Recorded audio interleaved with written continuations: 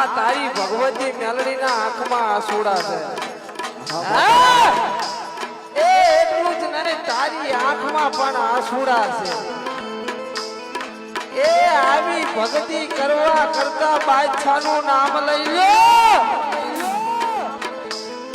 આવી ભક્તિ કરી કરીને તમે આ ભગતડાવશો ને ઈ મરી જવાના એ કોઈ તમારી વારે નથી આવવાનું નહીં તને પણ ખબર નથી કે આ માથું નમે ને તો અચ્છા ખાલી મારી મેલડી સામે જ નમે બીજા કોઈ સામે નમતું નથી હો બાદશાહ એ આ મેલડી લઈને